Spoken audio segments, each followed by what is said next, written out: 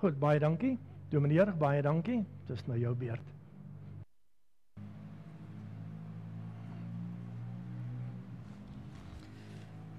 Dit is my voorreg om u weer te groet in die wonderlike naam van die Here.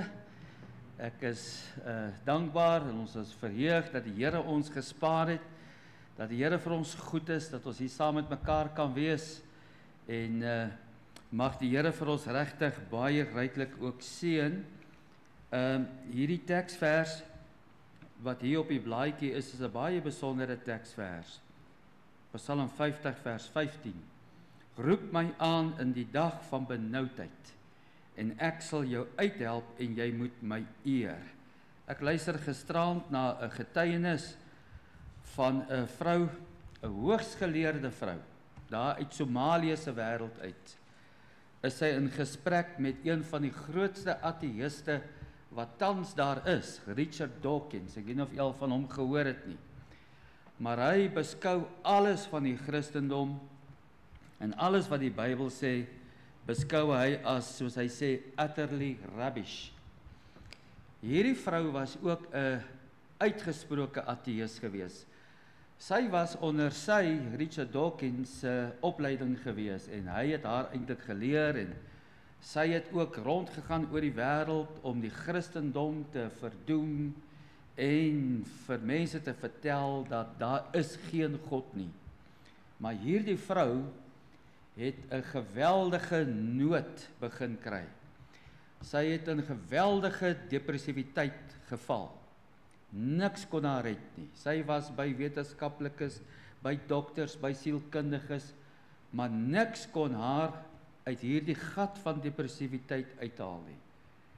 En sodat sy al dit oorweeg het, en sy sê sy was net te lafhartig om dit te doen, om haar eie lewe te neem. En toe kom sy 'n persoon uit wat sê, wel jy is 'n uitgesproke ateïs, jy het nou alles in die lewe probeer, hoekom probeer jy nie net vir 'n een slag om te bid nie, al glo jy nie daar's 'n God nie, bid, miskien antwoord hy ja. En hierdie vrou, soos hy sê, sy het desperaat begin bid, onthou sy glo daar's niks, so sy begin desperaat bid na iemand, en God antwoord daar.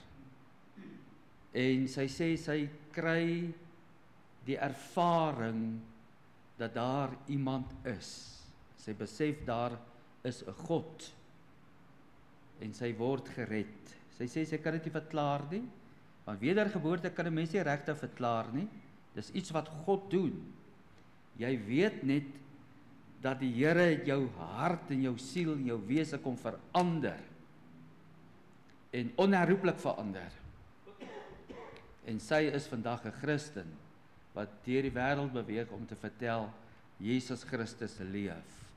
So hierdie teksvers roep my aan in die dag van benoudheid en ek sal jou uithelp en jy my eer. Moet ons altyd onthou. Daar kom krisis in ons lewens, baie storms in ons lewens, maar die Here is daar. En mag die Here ons help om altyd hom aan te roep in die tyd wat ons benoud is, maar ook, soos ons verlede Sondag gepreek het, die rede waarom ons moet bid, is omdat God so sê, omdat dit die manier is hoe God ons antwoord, hoe God ons help, hoe God ons ondersteun, hoe ons geestelik moet groei. En natuurlik gebed is ook die hoogste geestelike guns wat ek aan iemand kan doen, om vir ander te bid. Jy kan baie dinge aan baie mense doen, maar om vir iemand te bid, is die hoogste geestelike guns wat jy aan iemand kan doen. En daarom, as ons hoor hierdie gebedsversoeke, laat ons bid. Die Here sal hoor. Nou volgende Sondag is ons nie hier nie. En dan gaan ons 'n bietjie vir my sussie kuier daar in die Kaap vir Erisa. Ek dink die meeste van u het haar al ontmoet of ken haar. Sy het ook in die gemeente groot geword. So my jongste sussie word nou 60. Wat moet ek nou sê? En ja, en sy is deur 'n erge stryd ook met kanker. Staat stage 4 kanker gehad. En deur bestraling en al die goede maar die Here het haar aangeraak dat sy heeltemal gesond en skoon van dit is. So ons is die Here ook dankbaar. So ons gaan volgende Sondag, is ons 'n bietjie daar, dan gaan ons daar vir haar kuier. Vriende, kom ons buig ons hoofde, kom ons word stil. Die Here, die profeet, toe hy daar onder die bos lê, het hy u gesoek, en daar het 'n storm verbygekom, en u was nie daar in daai storm nie. Daar het 'n vuur verbygekom, maar u was nie in die vuur nie. Toe kom daar die sagte geruis, 'n koelte, 'n kalmte, en toe weet hy, u is daar. Here, ons leef in 'n deur mekaar gejaagde, deur mekaar wêreld. 'n Wêreld sonder hoop, wat raad soek, antwoorde soek. Maar hulle soek dit oral op die verkeerde plekke, en hulle soek dit nie by u nie. Maar u is te vind, wanneer ons u aanroep. U is so naby aan die wat u aanroep. En ons dank u, Here, ons wil nou bid, dat u ons harte kom stil maak vir u woord. Ons siele tot bedaring bring. Soveel dinge gebeur, die ou siele vyand is altyd daarop uit om ons onrustig te maak, om ons vrede en ons vreugde en ons blydskap te steel. Maar Here, gee ons genade om vanmôre rustig te wees, en dat elke gedagte gevange geneem sal word tot gehoorsaamheid aan die Here Jesus Christus. Daarom wil ek bid dat die woorde van my mond, die oordenking van my hart voor u, o Here, welbehaaglik sal wees. Want Here, u is my rots, my verlosser, my saligmaker. Gemeente, genade, vrede en barmhartigheid van God onse Vader word u geskenk in die Here Jesus Christus en kragtig vermenigvuldig deur die kosbare werk van die Heilige Gees. Amen. Vriende, kom ons sing heerlik, hartlik staande saam, lied 296, ek is uwe Heer, het u stem gehoor, en wanneer ons die stem van die Here hoor, dan wil die Here ons harte verander. En kom ons stel ook ons harte oop om sy stem te hoor in hierdie môre. Kom ons sing die verse, vers 1 en 2, hartlik en staande saam.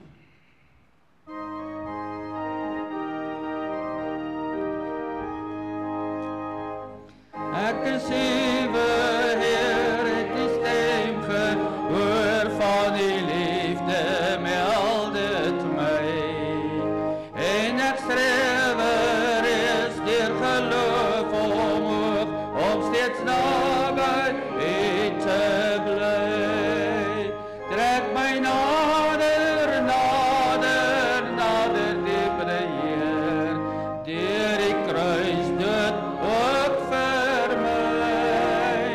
Trek my nader, nader, nader, diepere Heer, na ek eens deurboorde sy.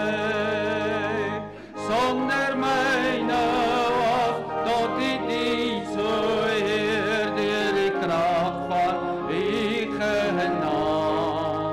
As my wil aan u oorgegewe bly, sal dit heerlik vrugte dra. Trek my nader, nader, nader, dierbare Heer, deur die kruis dood ook vir my. Trek my nader, nader, nader, dierbare Heer, na u eens deurboorde sy.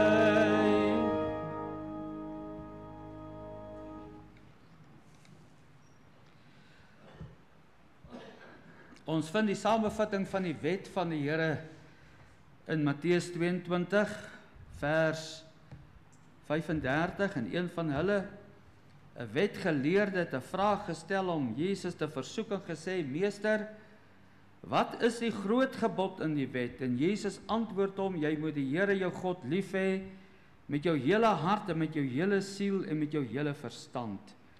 Dit is die eerste, die groot gebod. En die tweede wat hiermee gelyk staan, jy moet jou naaste lief hê soos jouself. Aan hierdie twee gebooie hang die hele wet en die profete."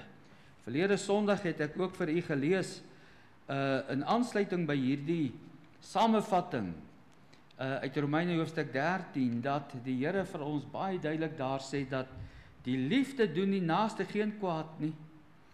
Dat ons moet aan niemand iets verskuldig wees nie, behalwe om mekaar lief te hê. Maar hierdie liefde is natuurlik altyd gebore uit my liefde vir die Here. En waar leer ek liefde ken vir die Here? Ek leer liefde ken vir die Here vanweë sy liefde vir my. En dit is ook om die woord van die Here vir ons leer en vir ons sê, dat die Here het ons eerste lief gehad. My vriende, as dit nie so was nie, dan sou ek en jy nog almal verlore gewees het.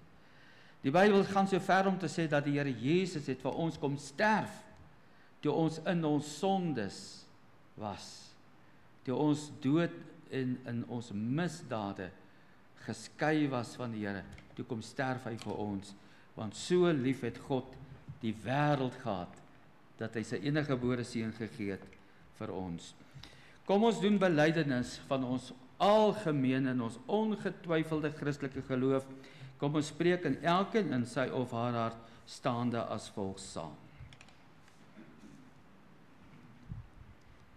Ek glo in God die Vader, die almagtige skepper van hemel en die aarde, en in Jesus Christus, sy eniggebore seun, ons Here, wat ontvang is van die Heilige Gees, gebore uit die maagd Maria, wat gelei het onder Pontius Pilatus, gekruisig, gestorwe en begrawe is, en neergedaal het in die onderste dele van die aarde, wat op die derde dag weer opgestaan het uit die dood, opgevaar het na die hemel, en sit aan die regterhand van God, die almagtige Vader, vanwaar hy sal kom om te oordeel die lewende en die dode.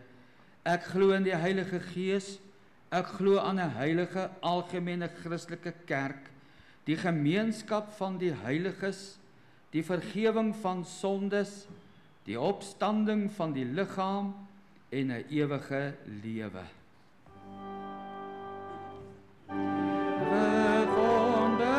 Onbegryplik wese, Vader, Seun en Heilige Gees, Heer, leer my U ken al beter, U gehoorsaam kind te wees. Ons wil sing van al U liefde, in die waarheid wil ons juig. Amen, blye evangelie. Amen, bly my hart getuig.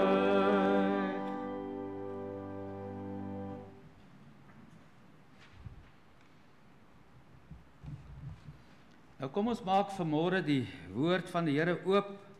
As jy dit saamgebring het, ons lees uit Romeine, die 15de hoofstuk.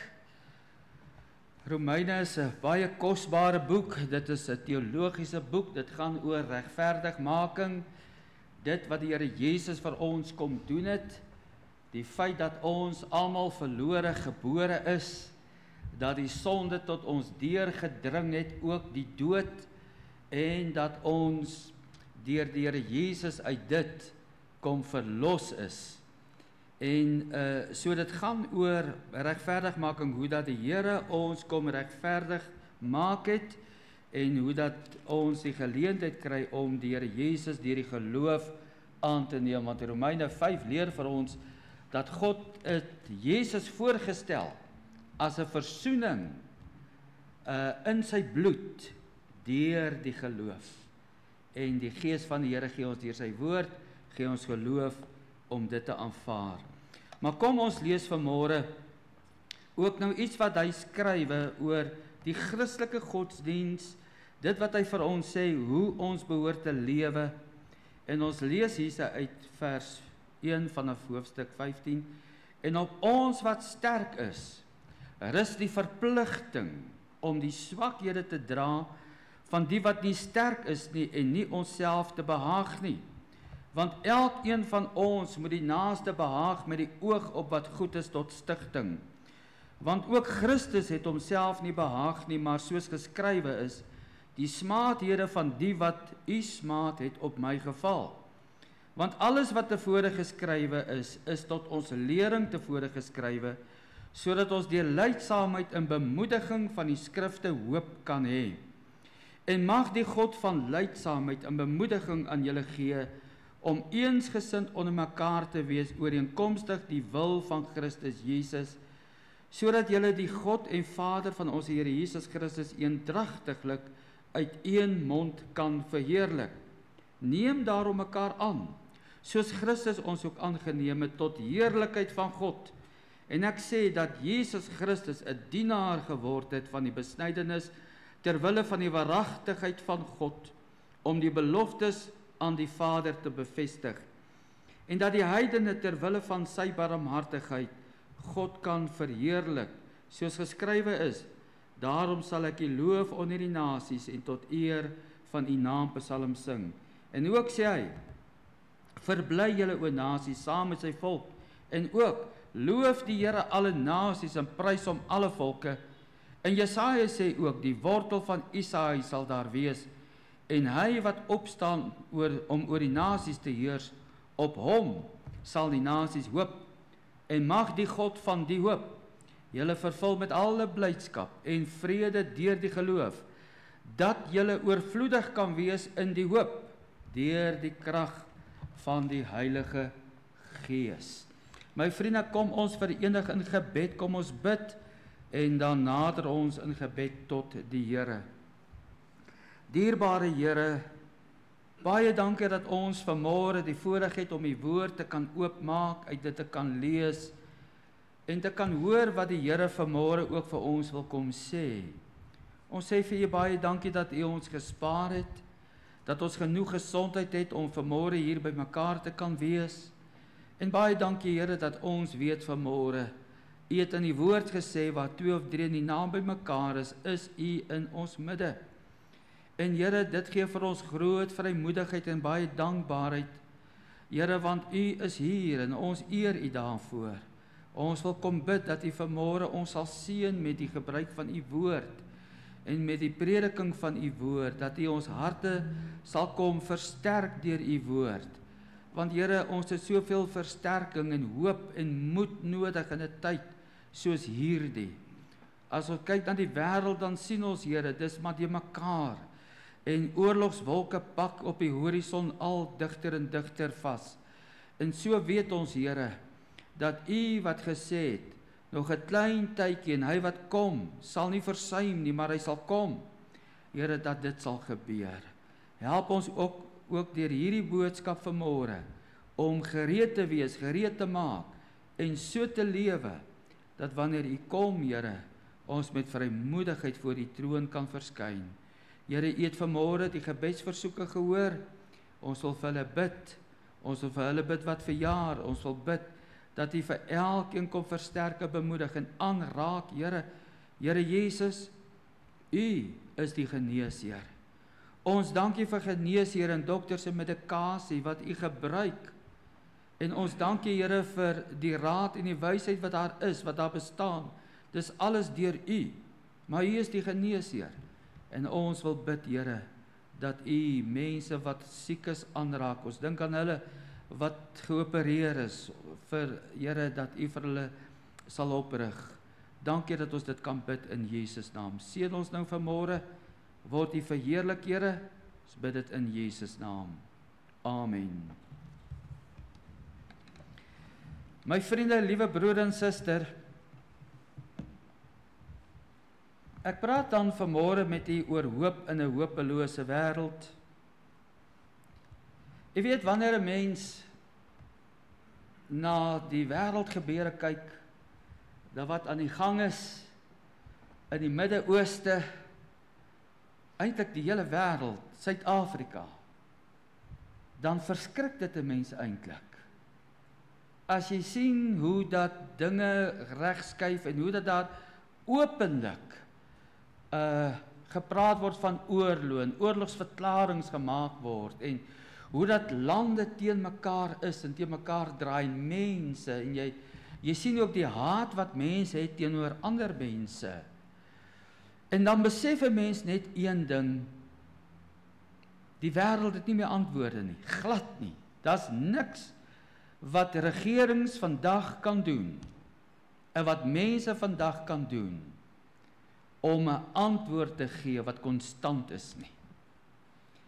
Regerings en mense met wyshede gee raad en hulle beplan en hulle doen soms dinge tot verbetering vir 'n tyd en tot verbetering van sekere lewens, maar dit is net God wat hoop en verandering kan bring in 'n wêreld en in omstandighede van mense.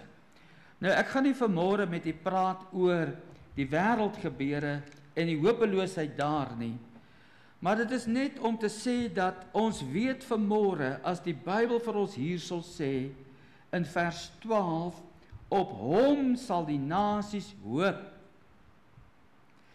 dat die enigste hoop vir die wêreld en vir die kinders van die Here is daardie dag wanneer Jesus terugkom en sy koninkryk kom vestig en 'n einde maak aan die bestel en die koninkryke van hierdie bose wêreld. Want hierdie wêreld lê in die mag van die bose. Satan is die god van hierdie wêreld. En liewe vriende, die woord van die Here leer vir ons in Johannes hoofstuk 10 dat hy het gekom om te steel, te slag, te verwoes. Hy het nie gekom om hoop en genesing en redding te bring nie. Maar die Here Jesus het gekom om lewe en oorvloed van lewe te gee. En soos ons ook hier sal lees, om hoop te bring. Nou, as ons nou dink aan onsself, as ons dink aan ons as kinders van die Here, dan is dit so, liewe vriende, dat in hierdie wêreld, ons as kinders van die Here, kry ook ons omstandighede wat ons soms voel, maar ons weet nie hoe om vorentoe te gaan nie. Dat daar moedelose omstandighede oor ons kom. En dat ons wonder, maar waar lê ons hoop, waar lê ons krag? En ek is oortuig daarvan dat elkeen van ons, soos ons hier is vanmôre, moet sal kan erken dat ons het ook ons laagtepunte. En punte wat jy soms vra, maar is daar sin? Wat is die betekenis? Wat is die doel van dit alles? Waarom moet ons so stry? Waarom kom die Here maar nie en kom haal ons? Want dit is net stryd op stryd, dit is siekte, dit is ellende. Kan die Here ons nie maar kom haal nie?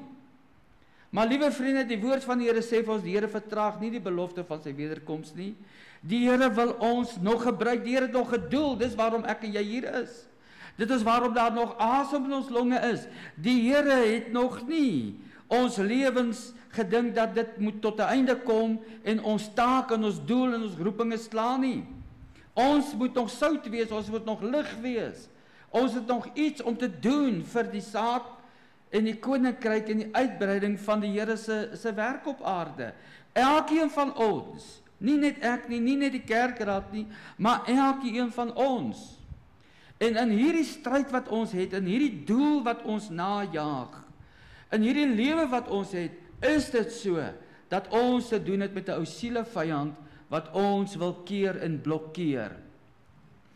Daar is 'n legende, wat handel oor die duiwel, wat 'n uitverkoping gehou het, en miskien het jy dit nou al gehoor, maar die legende lui dat die duiwel verskeie goed op sy fundisie, op sy uitverkoping uitgestal het, en hy het vir elkeen 'n prysetiket gehang van hoeveel waarde dit nou het.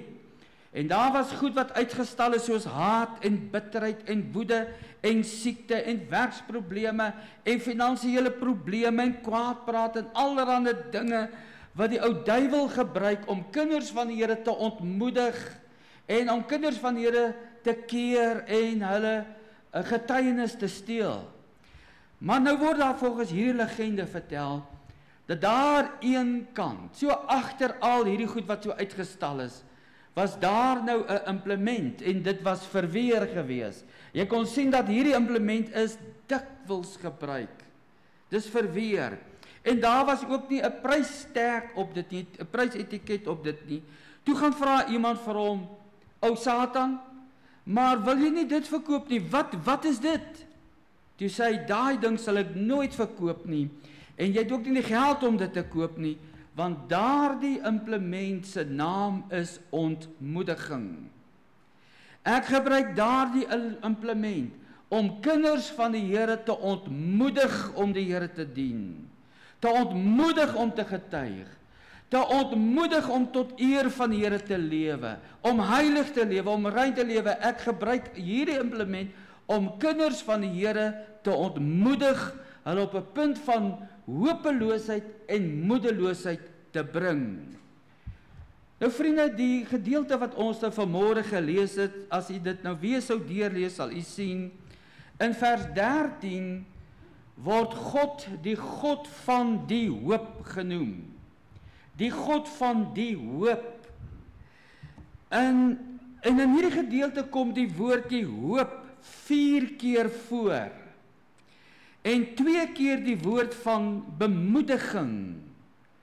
En in vers 4, God van lydsaamheid en bemoediging. En dan hierdie wonderlike vers in vers 13, die gebed van Paulus, mag die God van die hoop julle vervul met alle blydskap en vrede deur die geloof, dat julle oorvloedig kan wees in die hoop, deur die krag van die Heilige Gees. Dis 'n gebed. Nou vriende, in daai tyd het die kinders van die Here moeilike tye belewe, swaar tye. Hulle vervolging en teestand was op 'n ander vlak gewees. Hulle is letterlik vervolg. Hulle is vir leeu's gegooi. Hulle is op brandstapels aan die brand gesteek. Hulle is met pik bestryk. Daar was soveel goed wat hierdie mense beleef het. En Paulus skryf, hy sê, dat julle moet lydsaamheid kry en by die God van hoop moet julle hoop kry en moet julle bemoediging kry deur die krag van die Heilige Gees. Daarom wil ek vanmôre met u praat, liewe vriende, oor die bronne van hoop. En ek gaan dit vir u aan die einde van die boodskap eers noem. Daar is hoop in die woord. Daar is hoop onder mekaar. Daar is hoop in aanbidding.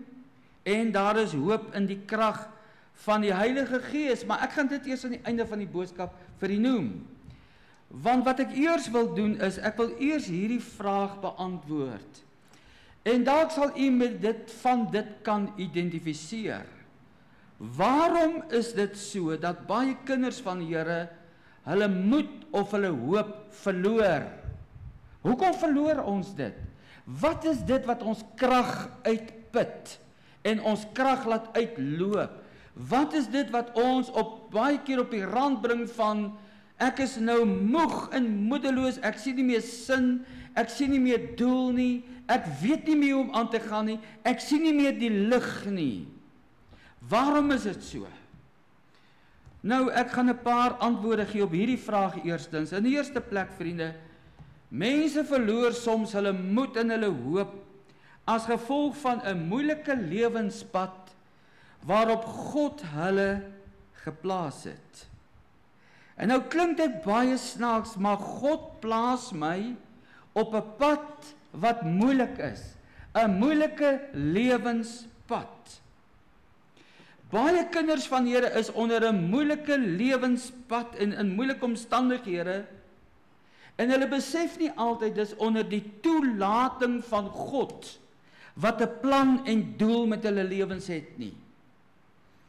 God het die weë van 'n mens in sy hand. En hy bepaal die lewenspad van elke mens. Hy weet, soos ek baie keer sê, hy weet wat om met elke persoon te doen, wat om oor mense toe te laat. Hy weet wanneer om dinge oor mense toe te laat, want hy ken ons verhouding met hom, hy ken dit wat geskaaf en uitgehaal en gebou en ingebou en uitgehaal moet word uit ons lewens. En daarom laat die Here soms dinge in ons lewens toe, wat vir ons voel, maar dit is onnodig. Waarom moet dit in my lewe wees? Ons dink byvoorbeeld aan die volk van die Here nadat hulle uit Egipte land uit verlos is hulle in die woestyn. Hoekom? Want Egipte was nog in hulle harte. Hulle wou gedurig terug na Egipte. Hulle het gedurig terug verlang na wat Egipte gebied het. En soos daar baie kinders van die Here, ek is nou gered, maar die dinge van die wêreld het so 'n aantrekking, sal dit dan nie lekker wees om dit te doen en dit steeds te onderhou nie? Wel, God het jou uitgered om jou uit te hou. En daarom laat hy soms beproewing en toetse en 'n moeilike lewenspad oor jou toe, dat jy jou voor God kan verootmoedig. As ons dink aan die volk in die woestyn, dan sien ons in Numeri 21 vers 4, toe trek hulle van die berg Horra weg, op pad aan die Skelfsee, om die land Edom om te trek, maar die siel van die volk het op die pad ongeduldig geword. En nou gaan hulle na Moses toe en hulle vra vir hom, waarom het jy ons uit Egipte laat optrek, om ons hier in die woestyn te laat sterwe? Ons het hier geen brood nie, ons het nie water nie, ons siel waal van die ellendige kos. Hierdie mense is op 'n pad wat hulle ongeduldig maak. En hulle is geïrriteerd met Moses en met God. Hulle wil nie daar wees nie. Ons ken almal vir Job. Job wat op een dag omtrent alles wat hy gehad het verloor het. Alles wat hy gehad het in 'n stadium gevra in Job 31 vers 4, maar sien hy nie my weë nie? Is die Here nie bewus van my nie? Sien hy nie my weë nie? Tel hy nie al my voetstappe nie? En hierdie man het gevoel dat die Here het hom verlaat. En hy het eers later besef, maar die Here het my op hierdie pad gesit om my voor hom te verootmoedig. En dit is so. Soms is ons op 'n pad as gevolg van siekte, eensaamheid, verwerping, teenkanting, node, finansiële node, beledigings, wat dit ook al mag wees. Soms loop mense met, ek wil dit noem, onsigbare goed in hulle hart rond, soos verwyd. Allerhande gedagtes, sielswroeginge, oor dinge wat verkeerd geloop het. Hulle het gehoop dit sal so gebeur en nou gebeur dit anders. Soms is daar gedagtes in 'n mens se hart van nederlaag en van verwagting wat ek gehad het. En ek loop met 'n teleurgesteldheid rond.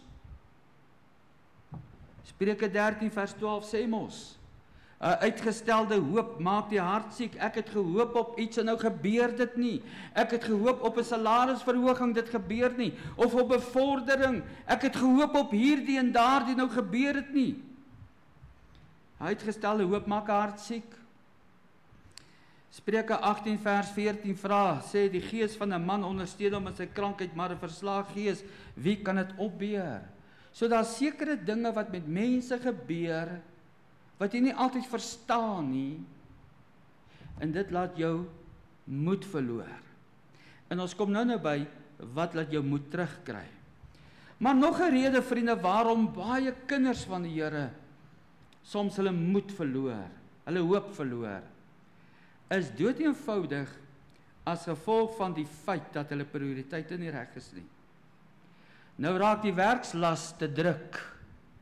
Ek het te veel dinge en te min tyd om dit te doen. Soms raak dinge net te veel. Die lewe, vriende, het die vermoë om die krag en energie uit mense uit te pers. Want ek moet hierdie doen en ek moet daai doen. Ek moet by dit uitkom en ek moet by hierdie uitkom. En mense verwag hierdie van jou en daai van jou. En die baas by die werk sê, maar ons kan nie sonder jou nie. Ons het jou net nodig en jy moet maar ten koste van soveel. So baie mense se werkslas raak so druk en hulle gee nie tyd vir hulle self, en hulle soek nie die koninkryk van God eerste nie. Hoekom dink u is daar baie mense vandag nie hier nie? Hoekom dink u is daar baie mense vandag, duisende mense vandag, by die malls besig om hulle kruideniersware te koop?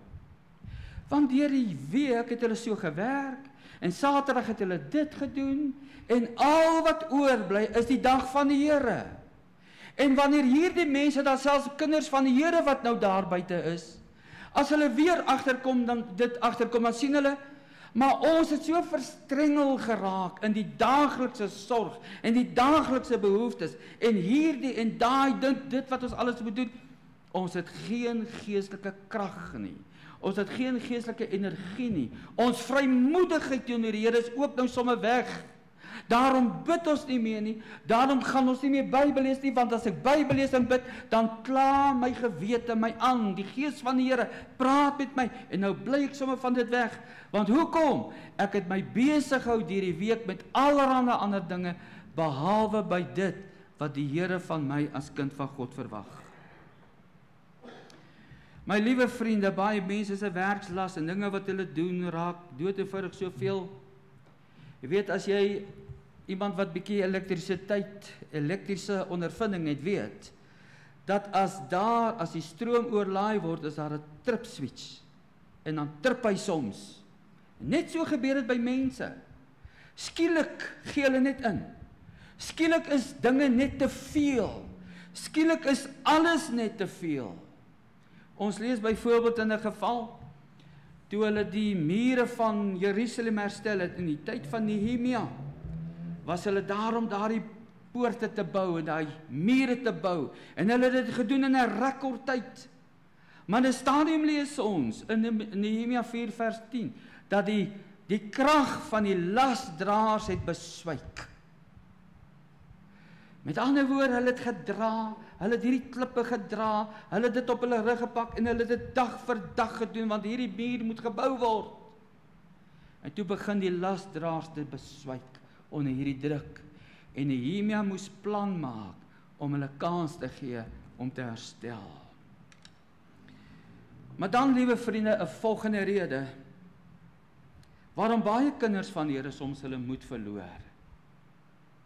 Hulle kyk weg van hulle self en hulle kyk na ander toe.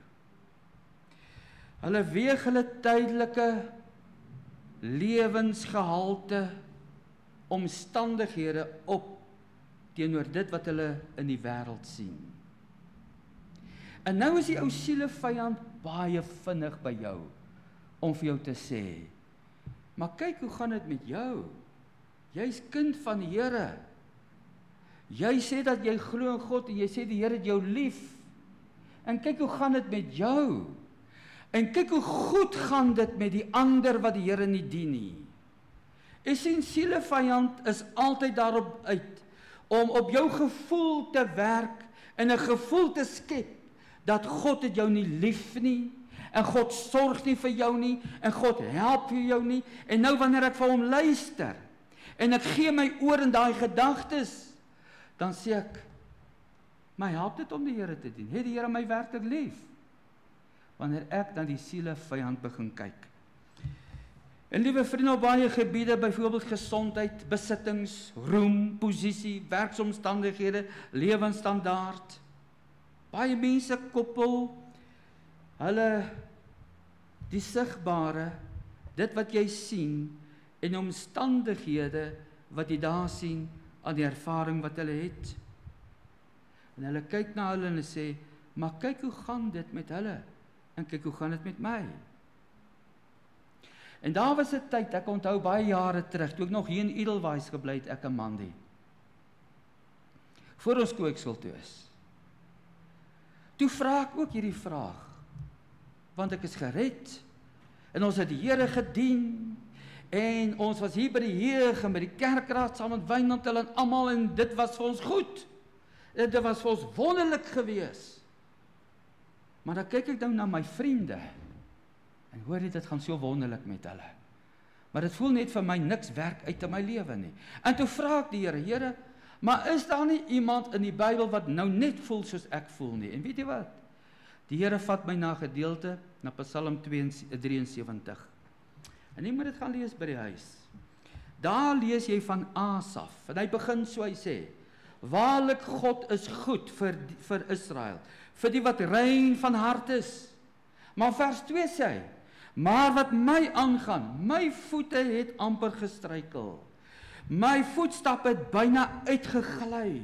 En nou begin hy redes, hy sê, want ek was afgunstig op die onsinniges, toe ek die voorspoed van die goddelose mense sien.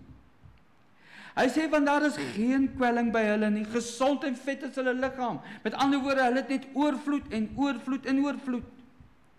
Hy sê in vers 5, in die moeite van sterwelinge is hulle nie. En saam met ander mense word hulle nie geplaag nie. Vers 12 sê hy, kyk, so is die goddelose mense en altyd onbesorg, vermeerder hulle die rykdom. Jy sien wanneer jy dit begin doen, en dink dat hierdie lewe bestaan net uit hierdie tydelike lewe, soos wat die ongeredde nou dit glo en dink. Hierdie lewe gaan net oor hierdie lewe. Ek moet alles kry en ek moet alles bymekaar maak in hierdie lewe, want dis al lewe wat ek het. En jy weet nie dat hierdie lewe gaan verby en dat dit gaan eintlik oor die ewige lewe nie. Dan begin jy tydelik gebonde raak. Dan begin jy om te kyk net na hierdie lewe. En dis dan wanneer jy ook begin sê, soos hier in Psalm 73 vers 13 waar hy sê, waarlik te vergeefs het ek my hart rein gehou en my hande aan onskuld gewas. Hy sê in vers 14, die hele dag tog is ek geslaan en my tugtiging was daar elke môre. Hy sê eintlik, Here, U gee my elke dag pak. Maar kyk hoe gaan dit met die ongeredde. Hulle gaan net onbesorgd, daar's geen moeite by hulle nie. Hulle gaan net aan. Hoe is dit?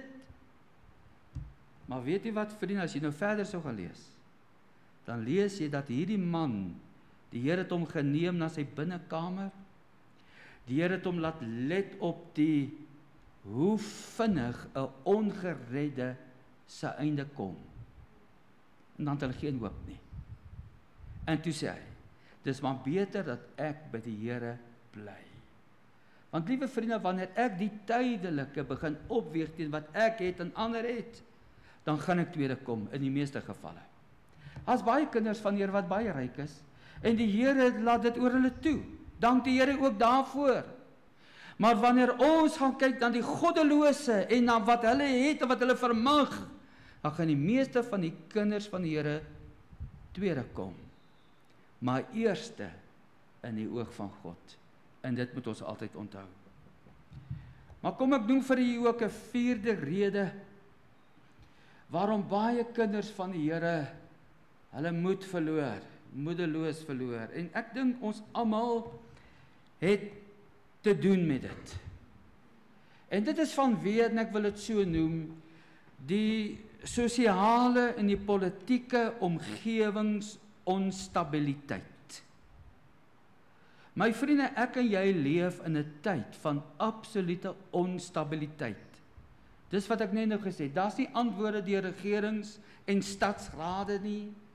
Hulle het net die antwoorde, hulle het nie raad nie. Hulle sit almal met die hand in die hare, hulle hoop iemand doen iets, maar niemand doen iets nie. As jy in 'n omgewing bly van gedurende inbrake, diefstal en vergrype, en dit kom van bo af en dit kom van die kant af, oral, dan affekteer dit jou as kind van die Here. Ons is op die ou einde net mense. En dit affekteer ons wanneer daar voortrekkery by die werk is, by die skole, ongeregtigheid, werksonstabiliteit in die ekonomie. Ag vriende, ons kan soveel dinge noem, in die onderwys, veranderings wat daar plaasvind, wette wat afgedwing word en deurgedruk word. Al hierdie goed het 'n absolute negatiewe invloed. Maar dank die Here dat daar 'n vers is wat vir ons sê, ons hoef nie deur dit omgegooi te word nie. Psalm 11 vers 3 sê, as die fondasies, as die fondamente omgegooi word, wat kan die regverdige doen? En die fondamente beteken die gevestigde norme, dinge wat ons ken, dinge wat vir ons kosbaar is, dinge wat ons vashou, wat gemeenskappe vashou, wat huwelike vashou, wat ons kinders vashou. As dit omgegooi word, wat kan ons doen? Wel, die volgende vers sê, die Here is nog steeds in sy heilige paleis. Vriende, God is in beheer. Maar laat my toe om nog 'n laaste rede waarom mense soms hulle moed verloor vir U te gee. En dit is as gevolg van die direkte aanslag van Satan op die gemoed van 'n mens. Vriende, hy word nie verniet in Openbaring 12 vers 10 die aanklaer genoem nie, en die versoeker genoem nie. Hy is die aanklaer van ons broeders. En die Bybel sê, hy klaag ons aan dag en nag, dag en nag. En die ou sielevyand sal alles in sy vermoë doen om jou gees te knak, om jou geestelike lewe te stroop van alle geestelike krag, om jou geestelik te dreineer. Sou jy dalk toegegee het aan 'n versoeking, en ons moet altyd onthou, versoeking is nie sonde nie, maar die toegee aan dit is sonde, is verkeerd. En Satan wil hê jy moet toegee en jy moet sonde doen. Maar die oomblik wanneer ek toegegee het en sonde gedoen het, en die Gees van die Here vir my kom wys het, maar ek het verkeerd gedoen, dan gaan ek as kind van die Here nou na die Here toe in belydenis en sê, Here, vergewe my, ek het verkeerd gedoen, ek wil en ek sal dit nie weer doen nie. En wanneer daardie belydenis opreg is, vriende, dan vergewe die Here my, en ek kan dit aanvaar, ek weet, ek vat daardie vergifnis, ek het nie nodig om daaroor te gaan top verder nie, ek het nie nodig om daaroor te gaan vra nie, ek het nie nodig om nou kort na die Here toe te gaan en sê, Here, ag, het U my nou regtig vergewe nie? Vriende, die Bybel sê die Here vergewe ons. Maar wat doen Satan? Hy sê, wie sê die Here het jou vergewe? Hy sê, jy het nou net 'n gebed gedoen. Wie sê die Here dit ooit gehoor? Jy sien, en hy bring daardie onsekerheid, daai twyfel in jou hart, sodat jy moet wanhoop aan God se vergifnis. Want Satan het net 'n twee snaar gitaar. Hy speel dit die hele tyd vir jou en vir my. En wat speel hy? Ek voel nie. Hy tokkel dit die hele tyd. Jy moet voel jy's vergewe. Jy moet voel jy's 'n kind van die Here. En as jy dit nie voel nie, is jy volgens hom nie gered nie. Maar die Bybel sê, ons leef nie deur aanskouing nie, maar deur geloof in die Here Jesus Christus. My vriende, Satan sal alles doen om jou gemoed weg te kry van God af. Weg te kry van die woord. Hy sal gedagtes in jou probeer plant. Hy sal terwyl jy in die kerk sit, sal hy jou laat dink aan dinge daar buite. En jy sal hier uitloop en jy sal sê, o, dit was 'n wonderlike boodskap, maar jy het niks van die boodskap gekry nie. Hoekom? Want Satan het jou gemoed aangetas. Daarom moet ons hom weerstaan, sê die woord van die Here. Onderwerp julle onder die kragtige hand van God. Weerstaan die duiwel en sal van julle wegvlug. Maar kom, ek gaan dit nou vir u kortliks noem, om die boodskap mee af te sluit. Ek gaan dit eintlik basies net noem. As ek nou my hoop verloor het, en my moed verloor het, waar kry ek dit terug? Hoe kry ek dit terug? Waar kry ek hoop en moed? Wel, die eerste, soos ek gesê het, vriende, uit die woord van die Here. Daarom moet ek en jy hierdie boek nie laat stof opgaar nie. En ek weet, ons as dominees sê dit tot vervelings toe vir mekaar, en vir u, en vir elkeen. Maar vriende, as jy hierdie boek nie lees nie, het jy nie krag vir die dag nie. Want hier is 'n lewensboek. Hoor wat sê vers 4. Hy sê in Romeine 15 vers 4, hy sê, want alles wat tevore geskrywe is tot ons lering tevore geskrywe, sodat ons deur lydsaamheid en bemoediging van die skrifte hoop kan hê. So jy lees hierdie boek, die Bybel, en jy sien die karakters van die Bybel. Jy sien waardeur is hulle, wat het met hulle gebeur, die teestand wat hulle gehad het, die krisisse wat hulle gehad het, selfs die sonde wat hulle gedoen het, en jy sien dit alles, jy lees dit, hoe God hulle verlos het, hoe God hulle uitgered het, hoe hulle gebid het, en wat die Here met hulle gedoen het, en jy sien daardeur die lydsaamheid wat hierdie mense gehad het, en uiteindelik kry jy uit daardie omstandighede, kry jy hoop. Want is dit nie wonderlik nie, vriende, dat God nie die sondes en die swakhede en die krisisse van manne en vroue in die Bybel wegsteek nie. Hy maak dit nie toe nie. Hy gee dit vir ons, dit is tot ons lering geskrywe, dat ons deur dit hoop kan hê. Daarom moet jy maar deur die Ou Testament ook lees. Daarom moet jy selfs deur die geslagsregisters lees. Daarom moet jy daai geskiedenisverhale lees en lees dit en verstaan wat God vir jou daardeur wil leer en sê. Daardeur word jy opgebou. En uiteindelik, vriende, kom jy die Nuwe Testament waar ons lees hoeveel beloftes van God daar ook al mag wees in 2 Korintiërs 1 vers 20. In hom is hulle ja en in hom is hulle amen.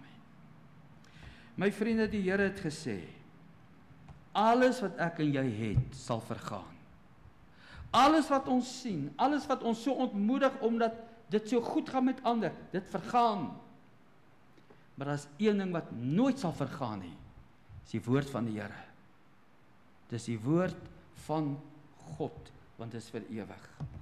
Daardeur kry ek en jy hoop en bemoediging. Maar die tweede is, en dit is opgeteken daar van vers 5, daar staan geskrywe, dat ons eensgesind onder mekaar moet wees, ooreenkomstig die wil van Jesus Christus. In vers 1 skryf hy, begin dit so, hy sê op ons wat sterk is, rus die verpligting om die wat swak is, die swakhede te dra van hulle wat nie sterk is nie. Met ander woorde, waaroor dit gaan, waar kry ek en jou mekaar, waar kry ons moed en hoop? Hier tussen mekaar, hier by mekaar. Ek sê weer, die wêreld gaan dit jou nie gee nie, want hulle het nie hoop nie. Hulle het nie hoop nie, hulle het nie hemelse hoop nie. Hulle het nie hoop op die saligheid nie. Hulle het nie hoop op dat as ek sterwe, gaan ek hemel toe nie. Hulle het nie hoop dat as die einde van die wêreld aanbreek en die basuin blaas en Jesus kom, dat ons hemel toe sal gaan. Hulle het nie daai hoop nie. Hulle kan dit nie vir jou gee nie. Maar hier tussen mekaar, hier het ons daai hoop.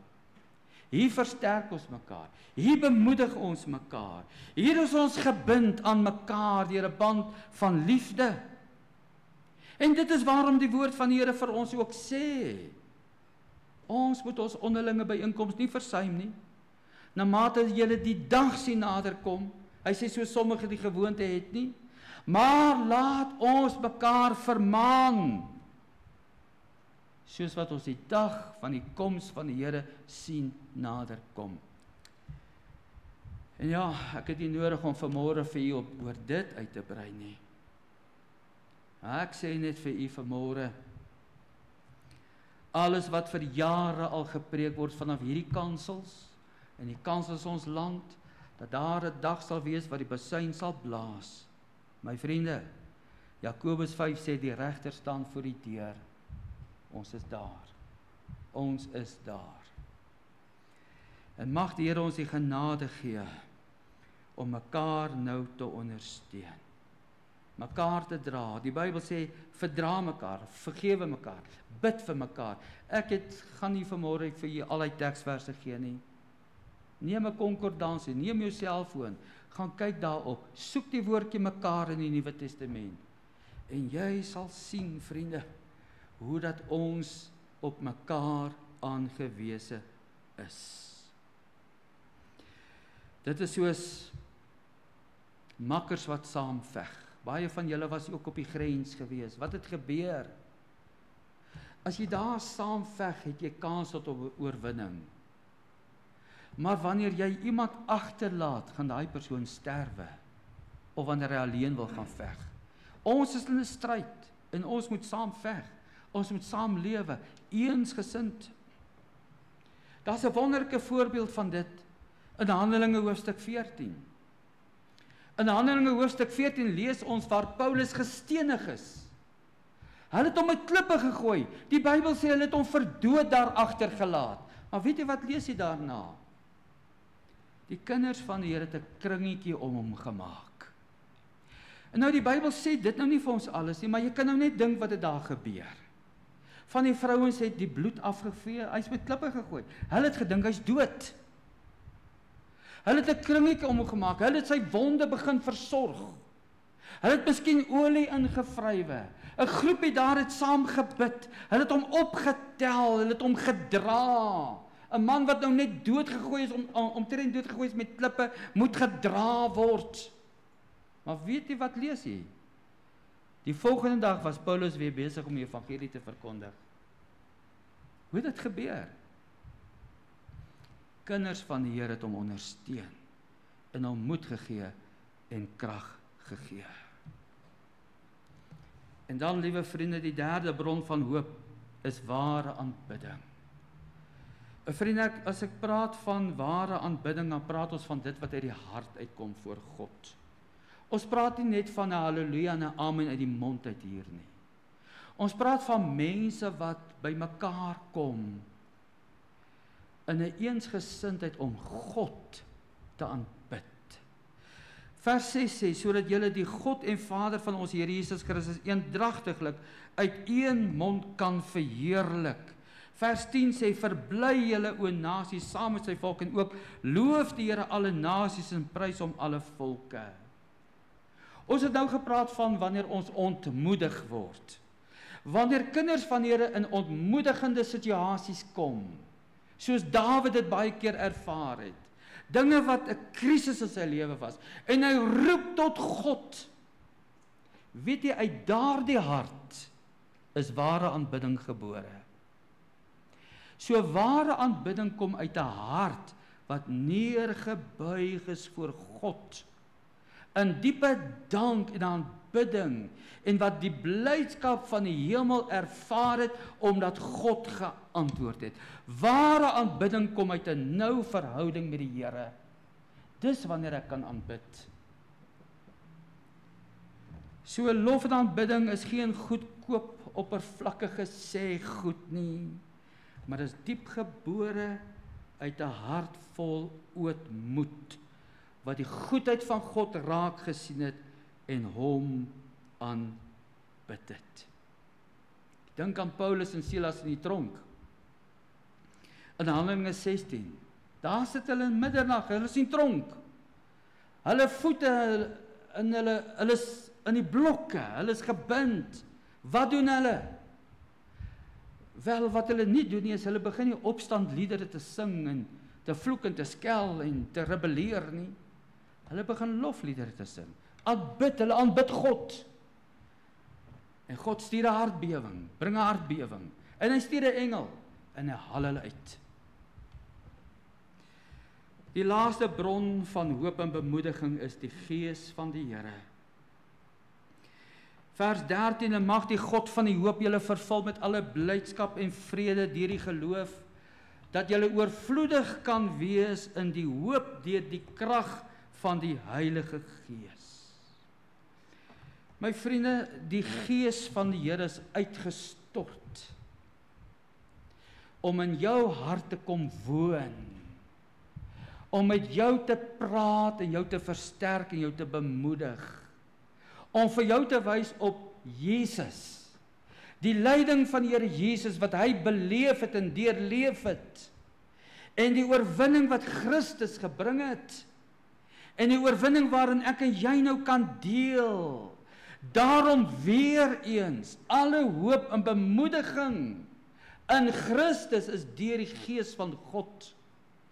En daarom is dit so belangrik dat ek en jy in 'n verhouding met die Here sal lewe, wat ons naby aan die Here is, en wat God naby aan ons is, en wat jy kan ervaar die stem en die vrede en die krag van die Gees van God. So wanneer ek bid in die Gees, wanneer ek die Gees van God se krag ervaar in my, is dit in gemeenskap met die Here, is dit God se Gees wat in my werk. Dit het niks te doen met een of ander taal of brabbeltaal of goed nie, niks vriende. Dit het te doen met 'n diepe ootmoedigende verhouding met God. En ek ervaar sy krag wat in my siel uitgestort word, deur die krag van die Gees van die Here. Gebed en die woord van God en die Gees van die Here en kinders van die Here, laat ons met moed vorentoe lewe. Dit laat die lig vir ons skyn. Dit gee vir ons die genade om elke dag aan te gaan. As jy dit nie, mense wat dit nie, het dit nie. Maar mense wat dit het, moet dit gebruik en moet dit geniet en moet daarvolgens lewe. Amen. Kom ons buig ons hoofde. Hemelse Vader, miskien is hier mense in hierdie gehoor wat na hierdie boodskap luister wat sê, ek is al so moeg en moedeloos oor goed, oor dinge wat ek ervaar, dinge wat ek belewe. Maar vanmôre het hulle gehoor dat hulle na die Here toe kan gaan. Miskien wil die Here hulle nog lydsaamheid leer, verdraagsaamheid, laat insien die pad wat die Here met hulle het. Miskien wil die Here vir hulle net opnuut op 'n punt bring van geloofsoorgawe en aanvaarding en berusting en vrede. Hoe dit ook al mag wees, Here, U is die God van hoop en bemoediging. Ek wil kom bid vir iemand in hierdie gehoor wat vanmôre dit sê, Here. U sien daardie persoon in die hart. U hoor daardie noodroep wat na U toe geroep word. Dankie, Here, dat U sê in die woord, dat U sal uithelp, U sal uitred, en jy moet my eer. Vader, ons eer U daarvoor, ons dank U daarvoor, seën vanmôre U kinders, ons bid dit om Jesus ontwil. Amen. Vriende, kom ons gaan afsluit deur liednommer Gesang 200. Kom ons sing daardie verse soos dit op die bord verskyn. Kom ons sing dit hartlik en staande saam.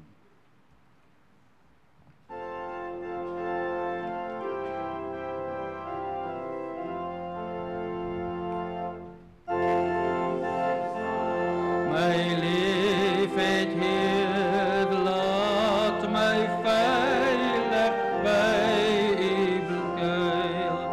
Kyk die waters wind en weer, dreig en ruk en trek my neer.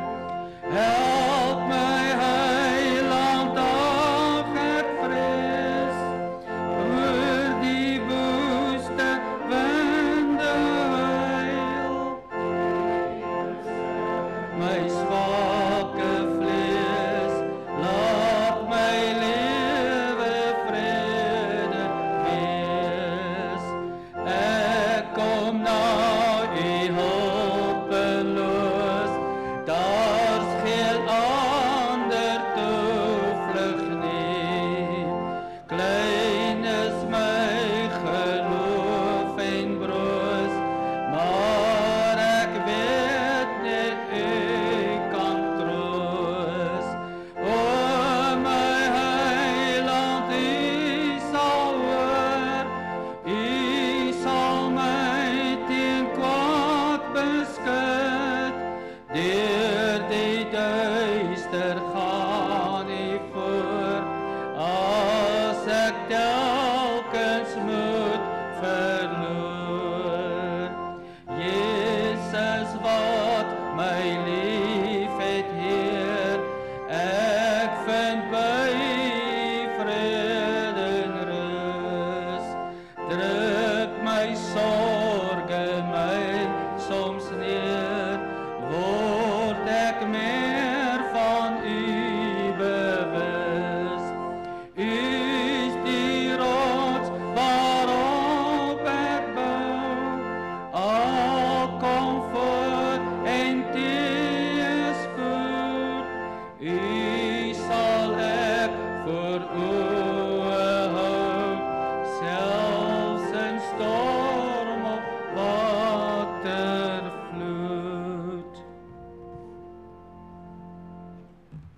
Is dit nie 'n wonderlike belofte wat ons sopas gesing het nie? Wonderlike lied, neem dit vir Uself. En wanneer ek nou die seën van die Here uitspreek, neem daardie seën.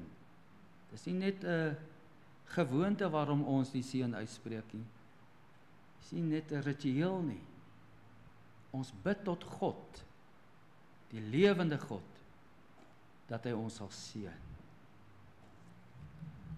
Die genade van ons Here Jesus Christus, die liefde van God ons hemelse Vader, die trou opsoekende gemeenskap en krag van die Heilige Gees en die moed wat die Gees van die Here ons gee, mag dit met U wees en met U bly.